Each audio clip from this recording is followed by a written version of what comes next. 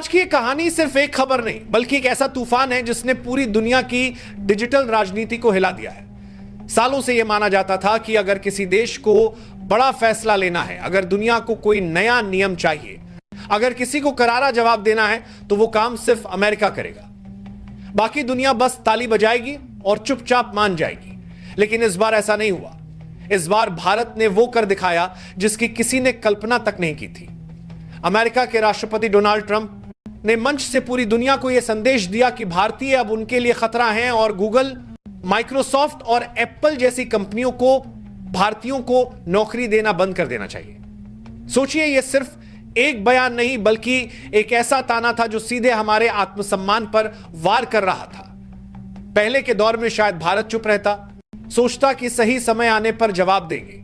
लेकिन अब का भारत वह पुराना भारत नहीं है। अब का भारत बोलना जानता है और बोलते वक्त किसी से डरता नहीं है। साथियों, मैंने कभी आपसे यह नहीं कहा कि इस चैनल को सब्सक्राइब करें, लाइक करें या शेयर करें, क्योंकि मुझे हमेशा यकीन रहा कि अगर मेरी बातों में सच्चाई होगी तो लोग खुद उसे सुनेंगे और फैलाएंगे। लेकिन आज पहली बार मैं आपसे एक विनम्र अपील कर रहा हूं, अगर आप मुझे एक ईमानदार पत्रकार मानते हैं तो अभी इस चैनल को सब्सक्राइब कर लें। देखिए, ट्रंप के इस बयान के कुछ ही घंटों के भीतर दिल्ली से एक ऐसा फैसला आया जिसने वॉशिंगटन की गलियों में हलचल मचा दी। भारत ने एक ऐतिहासिक डिजिटल टैक्स लागू कर दिया। यह टैक्स उन दिग्गज कंपनियों पर सीधा वार था जो भारत से हर साल अरबों खरबों रुपए कमा रही थी लेकिन यहां टैक्स तक नहीं भरती थी।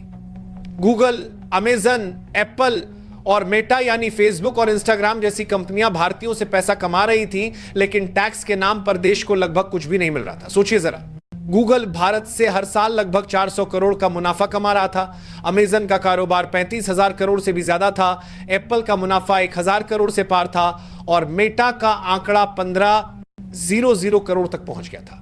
इतना पैसा हमारी जमीन से निकलकर बाहर जा रहा था और बदले में हमें सिर्फ आप एक बड़ा बाजार है का टैग मिल रहा था। भारत ने साफ कह दिया कि अब यह खेल नहीं चलेगा।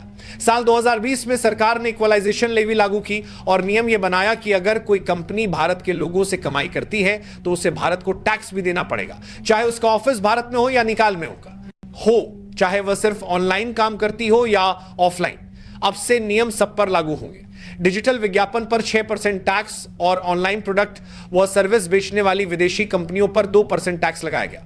यह कोई साधारण कदम नहीं था। 2% की तरफ से ऑफलाइन, यह सीधा उन कंपनियों पर चोट थी जिन्होंने भारत को सिर्फ ग्राहक समझा लेकिन कभी बराबरी का हकदार नहीं माना।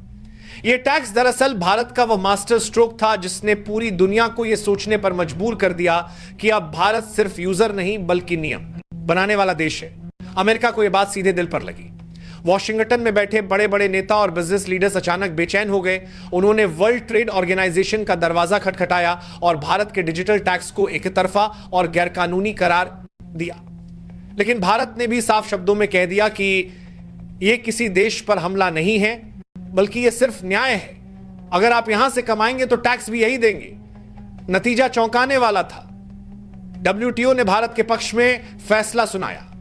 यह वही पल था जब पूरी दुनिया ने स्वीकार किया कि भारत अब सिर्फ एक बाजार नहीं है बल्कि वह एक ताकत है जो खेल के नियम खुद लिख रहा है। भारत के इस फैसले के बाद अमेरिकी कंपनियों की हालत खराब हो गई।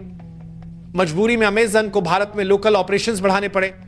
एप्पल ने भारत में आईफोन बनाना शुरू कर दिया और मेटा ने भारत में बड़े बड़े डेटा सेंटर बनाने के प्लान तैयार किए। यानी खेल पूरी तरह पलट चुका था। यह कंपनियां जो अब तक सिर्फ मुनाफा निकालकर बाहर ले जाती थी, अब उन्हें भारत में निवेश करना पड़ा। यह बदलाव सिर्फ टैक्स की वजह से नहीं था बल्कि एक साफ ऐलान था कि भारत अब किसी से दबकर नहीं चलेगा। दोस्तों, यह बात समझना बेहद जरूरी है कि यह फैसला सिर्फ टैक्स का मामला नहीं था बल्कि यह भारत की आत्मनिर्भरता और आत्मसम्मान का मामला था। ट्रंप ने सोचा कि अगर भारत टैक्स में सख्ती करेगा तो हम भारतीयों की नौकरियों पर हमला करेंगे, लेकिन भारत ने दबाव में आने से साफ इनकार कर दिया। सरकार ने चेतावनी दी कि अगर ज्यादा दबाव डाला गया तो 2% को 4% और 6% को 8% कर देंगे। यह बयान सुनकर अमेरिकी कंपनियों की नींद उड़ गई। सोचिए, अगर टैक्स बढ़ा दिया जाता तो उन्हें हर साल हजारों करोड़ का नुकसान उठाना पड़ता। यह सिर्फ पैसों की लड़ाई नहीं थी, यह उस संदेश की लड़ाई थी जो भारत देना चाहता था कि अब हमारी जमीन पर खेल के नियम हम लिखेंगे। इस डिजिटल टैक्स का असर सिर्फ कंपनियों पर नहीं पड़ा, बल्कि बाकी दुनिया भी इससे प्रभावित हुई। फ्रांस, इटली और ऑस्ट्रेलिया जैसे देशों ने भी भारत का रास्ता अपनाया और डिजिटल टैक्स लागू कर दिया। यह भारत की जीत थी, यह भारत की वो मिसाइल थी जिसने बाकी देशों को भी अपने हक के लिए खड़ा होने की हिम्मत दी। अगर भारत यह कदम नहीं उठाता तो आज भी गूगल, अमेजन, एप्पल और मेटा अरबों खरबों कमा रहे होते और हमें सिर्फ दर्शक बना रखा होता। लेकिन अब हालात बदल चुके हैं। अब जो भी यहां से कमाएगा उसे भारत के नियम मानने होंगे।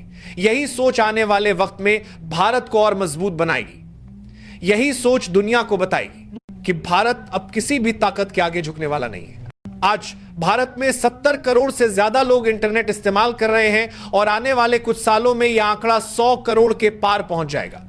यह बाजार किसी सोने की खान से कम नहीं है और इस खान के नियम अब भारत खुद तय कर रहा है। यही वजह है कि सी ब्रेक से सोने के लिए मांगली कुछ साल करोड़ से ज्यादा लोग, 70 करोड़ से ज्यादा लोग कर रहे हैं। कंपनियों को मजबूरी में भारत में निवेश करना पड़ रहा है, चाहे वो एप्पल के फैक्ट्री हो, अमेजन का लोकल ऑपरेशन हो या मेटा के डेटा सेंटर। ये सब भारत की नई ताकत का सबूत है। दोस्तों, ये कहानी सिर्फ एक टैक्स की नहीं है, ये कहानी है उस बदलाव की जो भारत की आर्थिक नीति में आया है।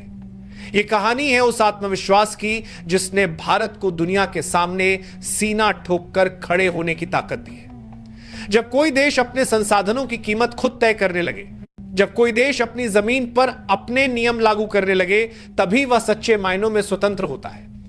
भारत ने यह साबित कर दिया है कि अब वह दौर खत्म हो गया है जब हमें सिर्फ बाजार समझा जाता था। अब सवाल यह है कि क्या यह लड़ाई यहीं खत्म होगी? क्या अमेरिका पलटवार करेगा या फिर मान लेगा कि भारत अब वो पुराना भारत नहीं है? क्या आने वाले वक्त में भारत और भी कड़े फैसले लेगा? यह सवाल आज हर किसी के मन में है। लेकिन एक बात साफ है, भारत अब सिर्फ सुनने वाला नहीं बल्कि बोलने वाला देश बन चुका है और उसकी आवाज अब दुनिया भर में गूंज रही है। दोस्तों, अगर इस पूरी कहानी को एक लाइन में समेटना हो तो यही कहा जाएगा कि भारत ने दुनिया को बता दिया है कि अब हम सिर्फ बाजार नहीं बल्कि बाजीगर हैं। सालों तक विदेशी कंपनियां हमारी जमीन से अरबों खरबों का मुनाफा कमाती रहीं, हमारे टैलेंट का इस्तेमाल करके टेक्नोलॉजी की इमारतें खड़ी करती रहीं, लेकिन बदले में हमें कुछ भी नहीं देती थी। भारत को सिर्फ एक उपभोक्ता, एक यूजर, एक ग्राहक समझा जाता था। लेकिन डिजिटल टैक्स लगाकर भारत ने साबित कर दिया कि अब जमाना बदल चुका है। यह फैसला केवल टैक्स का नहीं है, यह उस आर्थिक क्रांति का संकेत है जो आने वाले वर्षों में भारत को दुनिया की सबसे बड़ी शक्ति बना देगा। यह टैक्स एक सख्त नियम से ज्यादा एक मास्टर स्ट्रोक था जिसने अमेरिका जैसे महाशक्तिशाली देश को भी झुकने पर मजबूर कर दिया। अमेरिका की कंपनियां जो भारत से कमाई करती थी लेकिन बदले में कुछ नहीं देती थी, अब उन्हें न सिर्फ टैक्स देना पड़ा बल्कि भारत में निवेश करना भी पड़ा।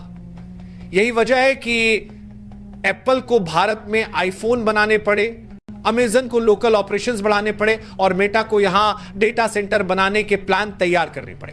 दोस्तों, यह जीत सिर्फ भारत की नहीं बल्कि हर उस देश की जीत है जो अपने हक के लिए खड़ा होने की हिम्मत रखता है। भारत ने दुनिया को रास्ता दिखाया और फ्रांस, इटली और ऑस्ट्रेलिया जैसे देशों ने भी डिजिटल टैक्स लागू किया। यानी भारत अब सिर्फ एक देश नहीं बल्कि एक लीडर बन चुका है जो दुनिया को दिशा दिखा रहा है। आज भारत 70 करोड़ से ज्यादा इंटरनेट यूजर्स के साथ डिजिटल दुनिया की सबसे बड़ी ताकत है और आने वाले कुछ सालों में यह संख्या 100 करोड़ से पार जाएगी। ऐसे में यह टैक्स सिर्फ सरकार की कमाई का साधन नहीं बल्कि एक संदेश है कि अब जो भी हमारी जमीन से मुनाफा कमाएगा उसे हमारे नियम मानने ही पड़ेंगे। दोस्तों, यह कहानी हमें यह सिखाती है कि जब कोई देश अपने आत्मसम्मान और आत्मनिर्भरता के लिए खड़ा होता है तो पूरी दुनिया उसकी ताकत को मानने के लिए मजबूर हो जाती है। भारत ने ट्रंप के बयान का जवाब भाषण से नहीं बल्कि एक फैसले से दिया और यही वो नया भारत है जो अब किसी से दबकर नहीं बल्कि डटकर खेलता है। तो निष्कर्ष साफ है, यह सिर्फ डिजिटल टैक्स नहीं बल्कि भारत का डिजिटल क्रांति का बिगुल है।